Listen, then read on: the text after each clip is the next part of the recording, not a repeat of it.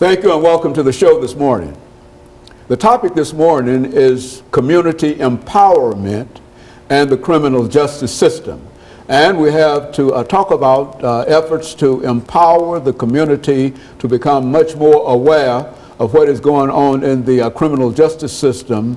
Pastor KWalker, who has been with us on a number of occasions and who has made a tremendous contribution to this particular show dealing with the criminal justice system. And with KWalker is Mr. JBuckner.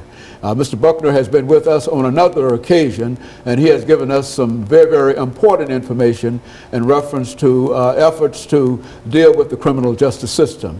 And let me welcome both you and Pastor Walker and Mr. Buckner to the show this morning, and to say that I don't think that either of the two of you need any introduction to our audience, because they've had an opportunity to see both of you, and especially you, Pastor Walker. You've been on many times with us, and I think that you've got a whole array of information going back maybe, what, 12 or 15 years. Long time. Dealing with this particular show, and we're certainly delighted to have you with us. Why don't you give us some statements in reference to who you are, and our audience, as we indicated, is aware of that, and then Buckner will give us some short statements in reference to his background and et cetera. All right. Well, I'm Pastor KWalker. I was born right here in Nashville, Tennessee. Born and raised here. Went to public schools here. Spent a little time at TSU. Didn't quite follow all the rules of life like you're supposed to. Raised in a good family, of course, but at the same time, I had my own thought processes. Ended up caught up in drug addiction. Ended up incarcerated in the Tennessee State Prison System for a period of time, and now I'm out. I'm pastoring a church, you know, and I didn't get saved and converted while in the prison. I came out of the prison system the same way I went in, unreformed, a little bit smarter book-wise and stuff like that, but I was still unreformed and unregenerated, and just got caught back up again, and my drug addiction continued. And then God finally, in 1986, he delivered me from it all on August 24th, 1986, called me directly into the ministry with a desire and a passion to reach back out into the society and to bring up and out of that same situation and out of that same condition that I once spent many years of my life, over 17 plus years of my life in active drug addiction.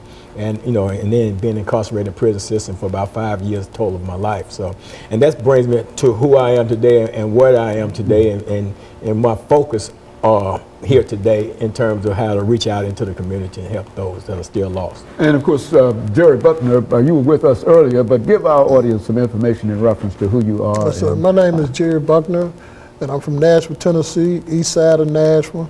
Me as well, I was caught up in the prison system for 22 years, but as I returned back to society, my pastor gave me a second chance.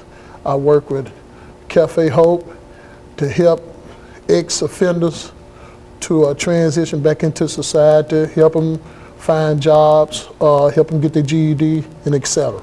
And so in a real sense, Pastor Walker, we can say that there's a real need to deal with some of the issues that we're talking about today, and especially dealing with folks who have been in prison and who are now out and things. Oh, absolutely, Dr. Haynes. But before I even say anything concerning that, just to acknowledge who your pastor is, to the listening audience, because not every pastor is actively involved in giving that second chance, and I think it would be good that people know who the pastors are that got a heart for people like that.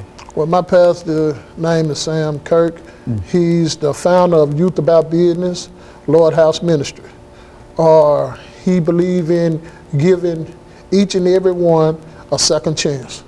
And that's the idea of a second chance. Absolutely. Yes. Yeah, I mean, and that's what's needed. That's what people who are incarcerated, that's coming back into society, they need. And that's why we're here today, Dr. Haynes, to discuss some of these things about how to empower our community, equip our community, so that our communities can be ready to receive and embrace individuals, both male and female, as they return to society from the criminal justice system, from the prison system, because they're coming back.